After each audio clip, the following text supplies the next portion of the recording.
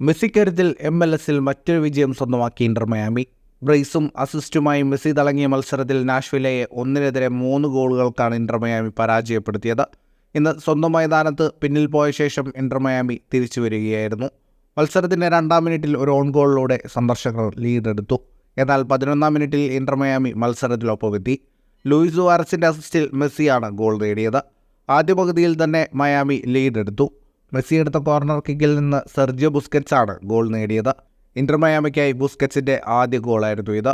2-1 അവസാനിച്ച ആദ്യ പകുതിക്ക് ശേഷം 2-ാം പകുതിയിൽ 51-ാം മിനിറ്റിൽ ഒരു പെനാൽറ്റിയിലൂടെ മത്സരത്തിലെ തൻ്റെ 2-ാം ഗോളും നേടി മെസ്സി ഇന്റർ മയാമിയുടെ വിജയം ഉറപ്പിച്ചു. ഇതോടെ സീസണിൽ മെസ്സിക്ക് 9 മത്സരങ്ങളിൽ നിന്ന് 9 ഗോളോടെ 14 ഗോൾ പങ്കാളിത്തമായി.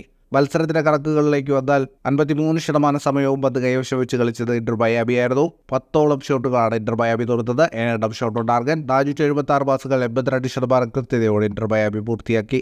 13 ഷോട്ടുകളാണ് നാഷ്വില്ല തൊടുത്തത്. 5 ഷോട്ട് ഓൺ ടാർഗറ്റ്. ജയത്തോടെ MLS ഈസ്റ്റേൺ കോൺഫറൻസിൽ 10 മത്സരങ്ങളിൽ 18 പോയിന്റോടെ 1-ാം സ്ഥാനത്ത് തുടരുകയാണ് ഇന്റർ മയാമി.